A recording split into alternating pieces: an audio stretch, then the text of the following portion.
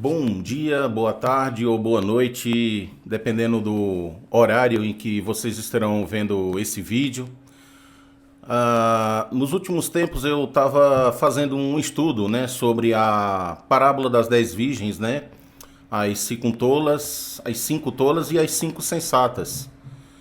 E à medida que eu fui fazendo esse estudo, fui percebendo, né, diante de meditação, pedindo a Deus muito esclarecimento sobre o que essas cinco virgens distintas, né, poderia hoje nos ensinar para os tempos de hoje. Bom, então vamos acompanhar aqui comigo em Mateus 25, a partir do versículo 1, sobre a parábola das 10 virgens. Vamos lá.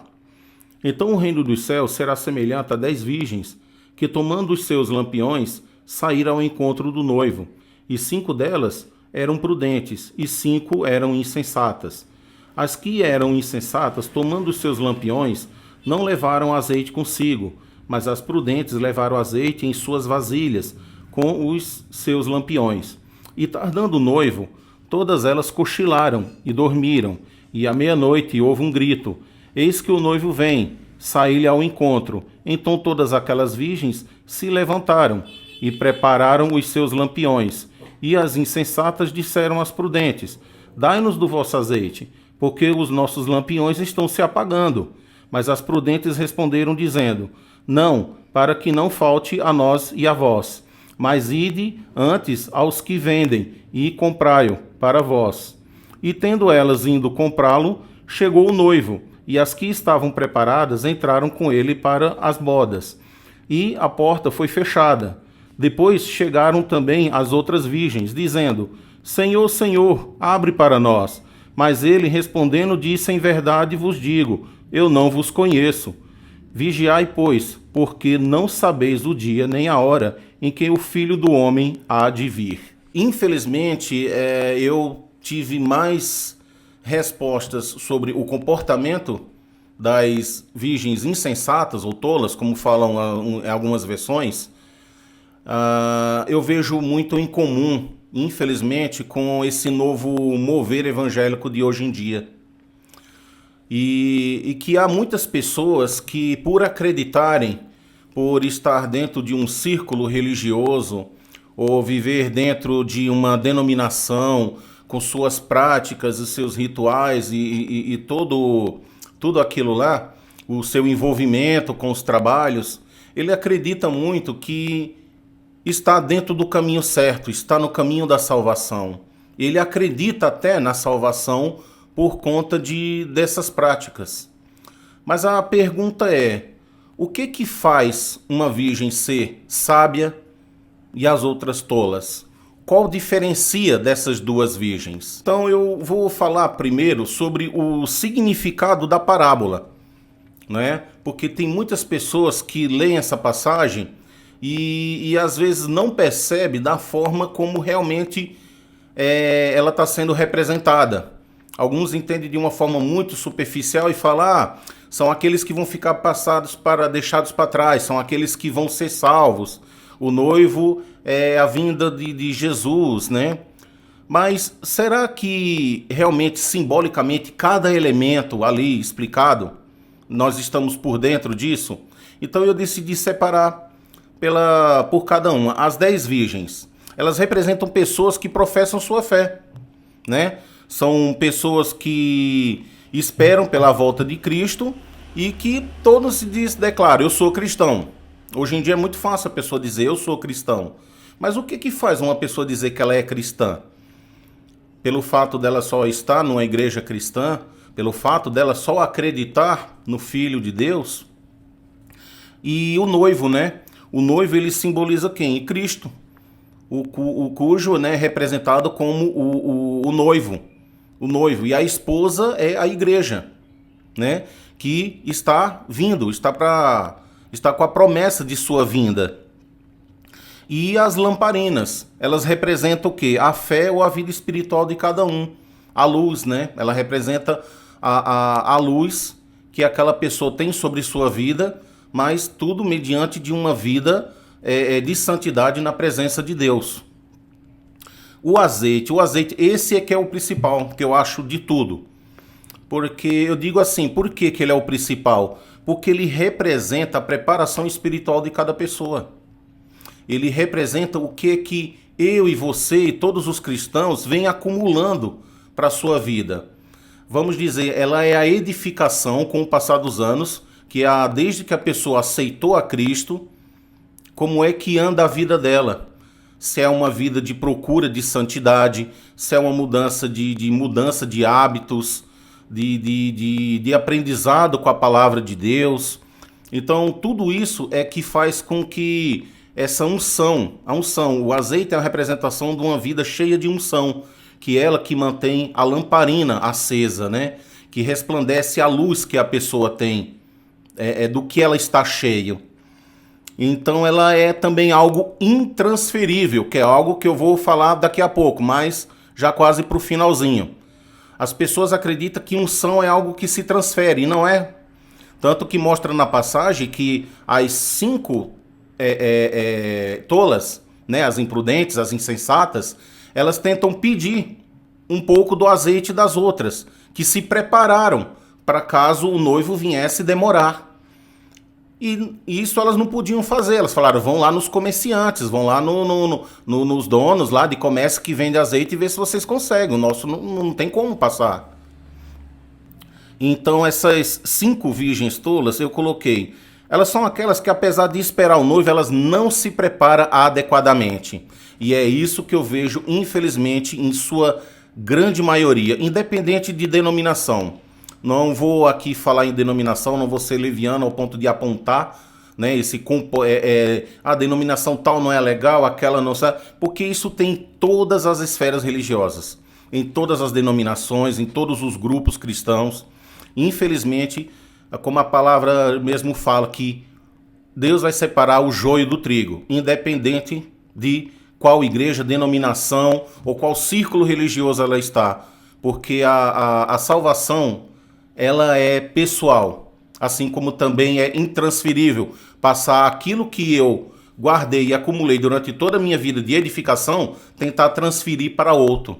Isso não existe. Então, essas 5 virgens tolas, elas já são aquelas pessoas que ela tem a lamparina.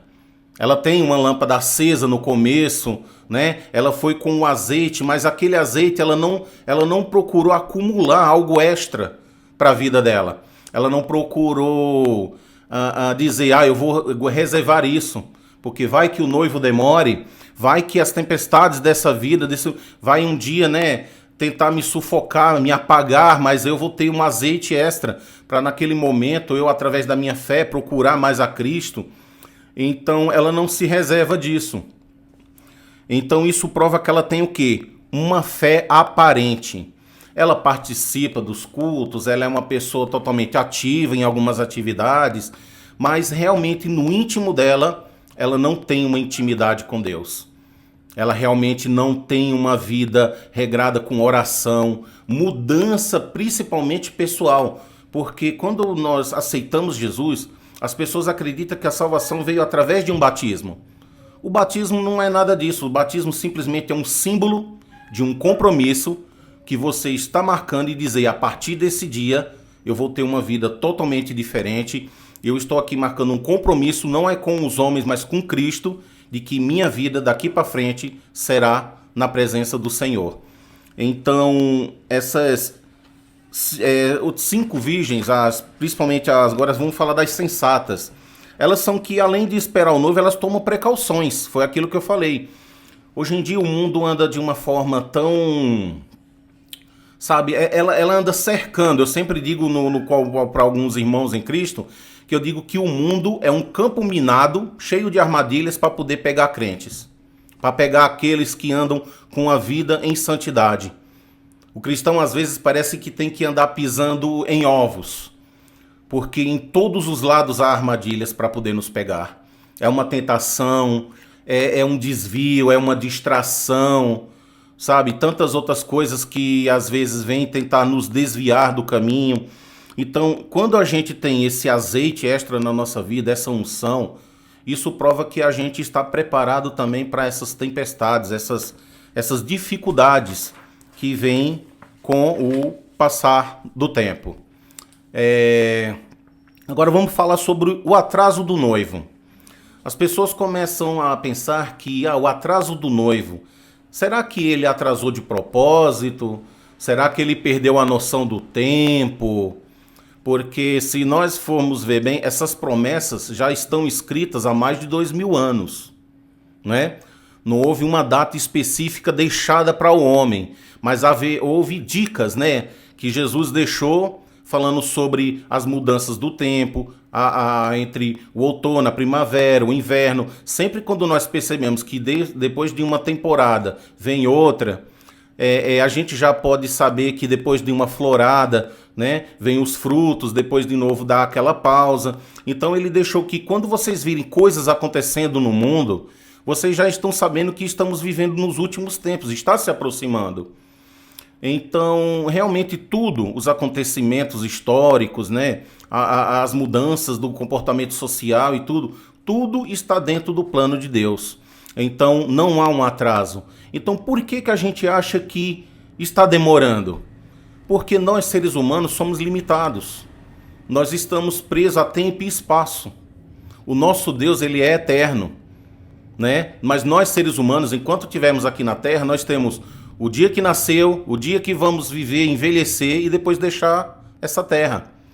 Então, para nós, a nossa consciência de tempo e espaço, ela é bem limitada para nós. Então, é por isso que às vezes há essa confusão. Então, essa demora, ela está dentro da expectativa humana. Nós estamos restritos a tempo e espaço. Mas a palavra tem algumas passagens que deixa bem claro que Deus ali está no controle do tempo de tudo. Do tempo e espaço, dos acontecimentos históricos da humanidade. Então é muito comum nós, né, como os seres humanos, sentir que está havendo uma demora. Podemos ver as coisas acontecerem e ver que tudo está cada vez ficando pior, na verdade, e a gente começa a achar, e será dessas promessas, quando virá, né, o Cristo, para poder mudar a história da humanidade? Então isso é muito comum na nossa expectativa. E entrando agora no falar sobre o grito da meia-noite, a pessoa que vai à frente anunciando a vinda do noivo. É uma chegada inesperada, né? Súbita, uma vinda onde todos serão pegos de surpresa, porque o próprio Jesus mesmo disse que ele viria como um ladrão. O ladrão ninguém espera entrar na sua casa, né? Então seria uma chegada tão súbita que pegariam todos de surpresa. E entrando agora a porta fechada. A porta fechada, o que ela é? Ela enfatiza a finalidade, o fim da oportunidade. E se a gente for ver bem, desde o tempo de Cristo, né, para cá, depois que ele ascendeu aos céus, essa oportunidade que Deus vem dando à humanidade já está durando mais de 2000 anos. Então, se a gente for ver por esse lado também, é uma grande oportunidade que Deus vem dando a toda a humanidade. A oportunidade de aprender sobre Ele, reconhecer e procurá-lo. E uma mudança de vida. 2000 anos, quantas gerações foram, né? Quantos séculos se passaram? Quantas civilizações surgiram? E desde o início da igreja para cá. Então eu acredito que é uma oportunidade que a humanidade já teve até por demais. Ainda mais com o avanço de todo o conhecimento, a tecnologia que a humanidade, né, a sociedade em geral vem acumulando, e também do conhecimento da palavra, né? Então é tempo até demais que Deus vem dando à humanidade. E uma vez que esse tempo se esgota, infelizmente não haverá mais chance. Não haverá aquele último momento para a pessoa dizer: Senhor, eu me arrependo, agora eu acredito no Senhor. Né? Porque tempo para isso já houve, porque Jesus mesmo falou, quando falou para Tomé, falou: você creu porque você me viu, mas bendito aqueles que não me viram, mas crê. Então não haverá essa última chance repentina também para a salvação. e será daqueles que irão ficar para trás, serão deixados do lado de fora, né, nas bodas do Cordeiro. E entrando na outra passagem, onde na estrofe, não as conheço. Por que o noivo dirá essas palavras? Porque vai ser uma declaração solene. Que diz solene? Ali é onde se encerra. Foi a última palavra dita para aquelas pessoas, para aquelas virgens, né, insensatas, tolas que ficaram para trás. Mostra que a profissão de fé, como eu falei, o exemplo, o batismo, ele não é o suficiente. Né? Como fala muito, a edificação na nossa vida espiritual, ela não só está em apenas participar de um culto, de um ritual. A igreja, ela tem sim o seu valor, porque é através da igreja que nós temos o conhecimento da palavra sobre a pessoa de Cristo, sobre Deus e os planos dele para a humanidade. Mas não é em si a denominação, a igreja, né, que vai garantir a salvação de uma pessoa, porque, como eu falei antes, ela é individual.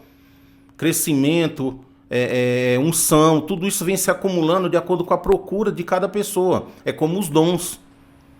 Um dom, a pessoa já tem aquela habilidade natural dela, mas quando ela entrega isso para Deus, o Espírito Santo vem e dá aquele upgrade, melhora aquilo e transforma aquilo num dom, onde a pessoa pode agora usar esses dons para as causas e os planos de Deus. O meu nome é Ângelo José e estamos no canal Ponto de Convergência e vamos abordar esse tema em 3 partes para que ele não fique muito longo.